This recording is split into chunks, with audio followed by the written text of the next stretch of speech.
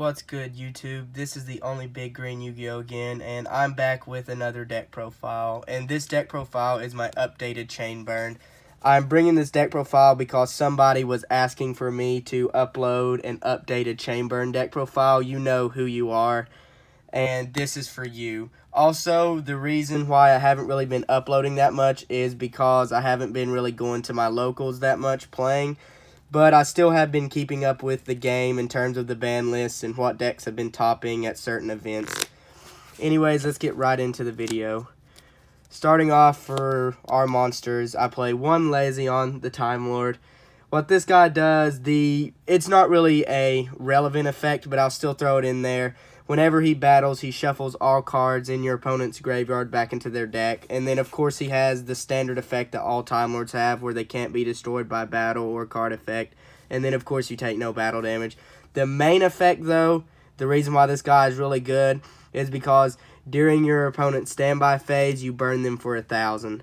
Which is very, very, very helpful. And then, of course, once it gets back to your standby phase, he shuffles back into the deck. But the fact that this guy you can lay down as a booty for one turn that can't be really dealt with that much, and then he burns for 1,000 is really good. Next up is Makion, or Michion, however you guys want to pronounce it. This guy, I love this guy. I want to play more of this guy, but right now I can only find one room for my deck. But I definitely want to try and up this guy to at least 2.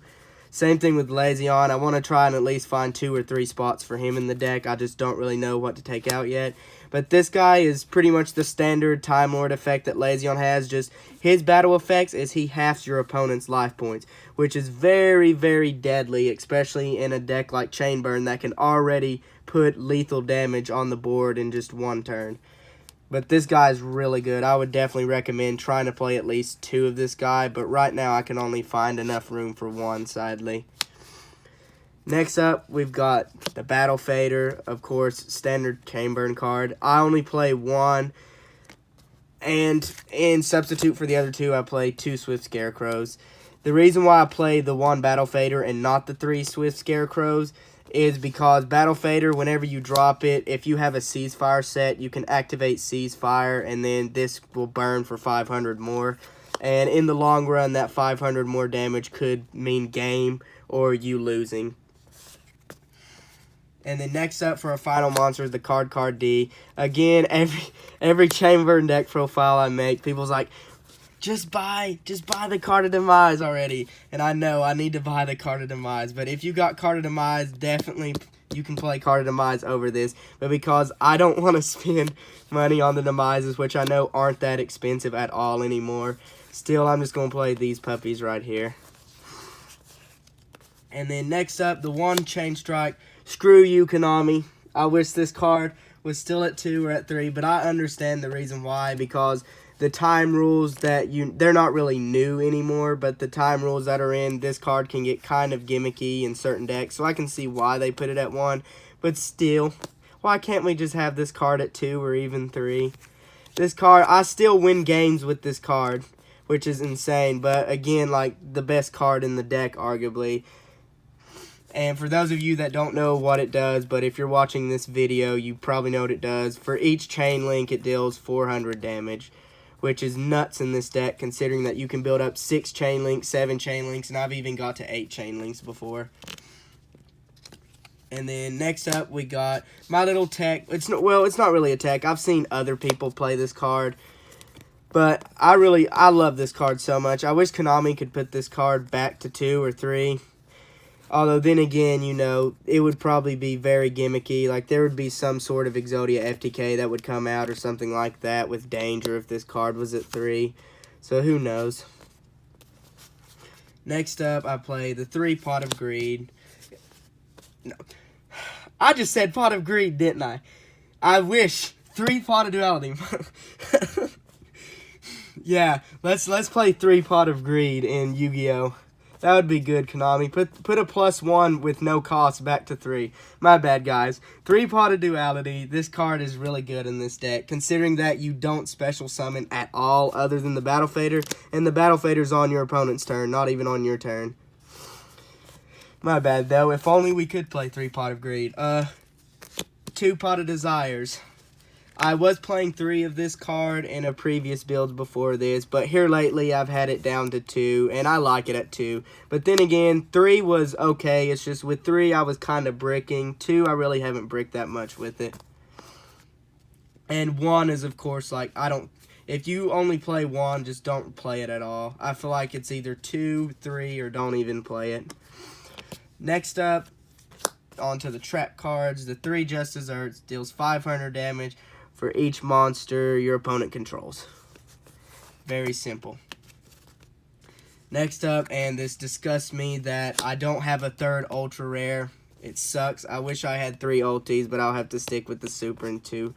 Now, did I say ulti? I've messed up twice in this video already. But 2 ultras and then the 1 super. I wish I had a playset of this. But anyways, it deals 500 damage for each monster on the field. And then if you're playing in GOAT format, this effect could be irrelevant. It flips all face-up or face-down defenses monsters face-up, and then it inflicts 500 damage for each of those. And their effects, if they're flip effects, they do not activate. So if you're in GOAT format, that effect matters. But in today's Yu-Gi-Oh!, that really doesn't even matter at all.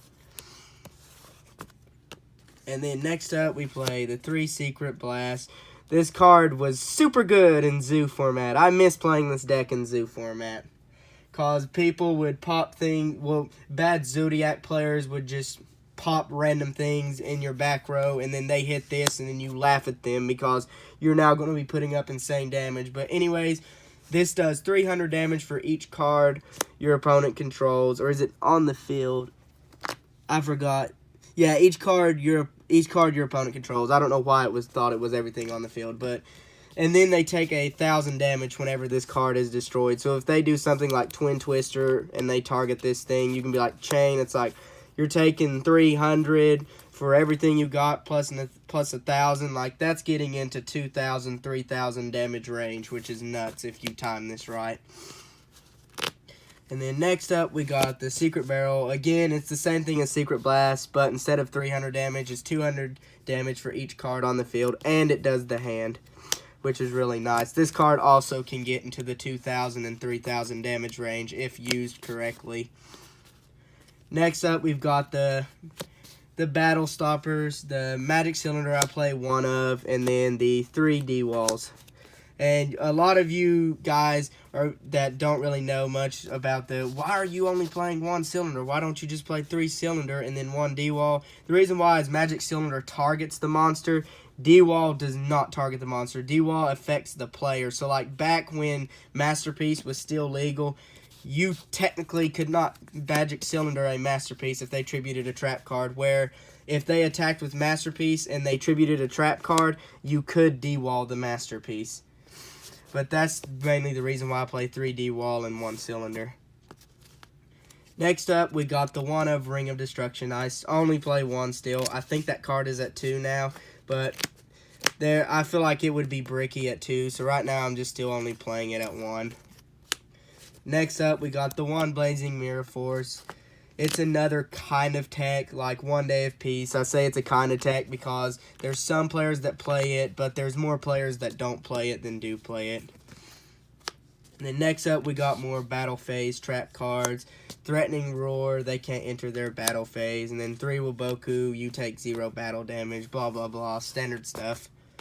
And then next up, we got the 3 Reckless Greed, you know, another standard card in any gimmicky deck like this. And then 1 Balance of Judgment, again, a standard card in gimmicky decks like this. And then next up onto the sideboard, we play the 3 Lava Golems, which, again, you could definitely main 1 or 2 of these. It's just, right now, I just still can't find anything to take out in the main board.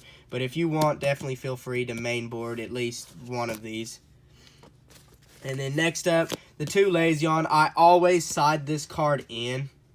I always side this card in going second on the second game. Not going second. On the second game, I always side this card in at least 1 more. And it really helps out. I just want to find another room for this card. I just don't know what to take out. Like, I'm happy with my build right now.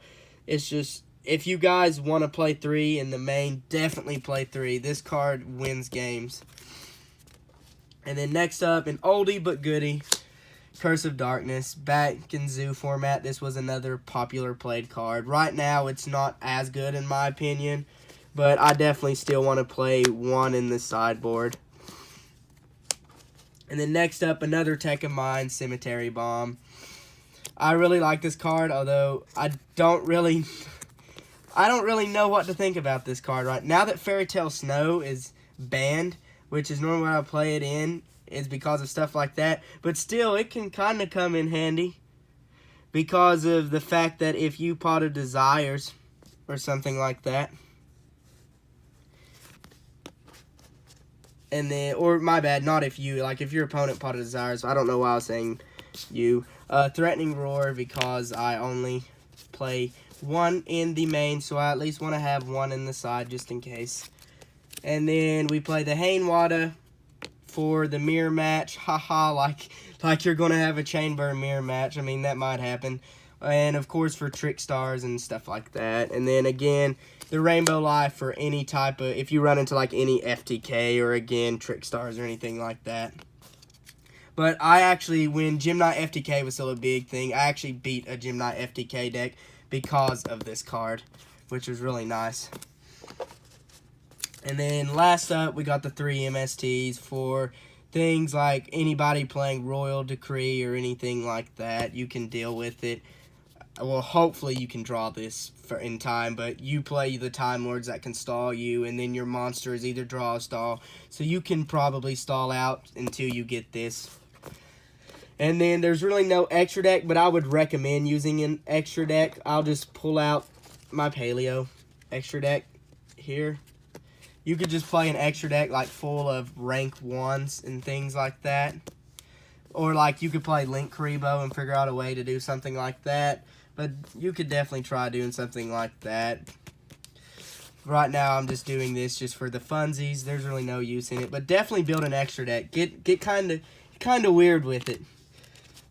Anyways, guys, thank you for supporting me. And again, thank you for getting me at 100 subs a few months back. And I still don't know what to upload. Just guys, start commenting something like if you want to see like a updated Paleo or anything like that, or any fun decks that you guys want to see that I might have stuff to build it with, let me know. Anyways, I love all you guys that are subscribed to me, and even if you're not subscribed to me, thank you for watching, and God bless you guys. I'll see you guys later.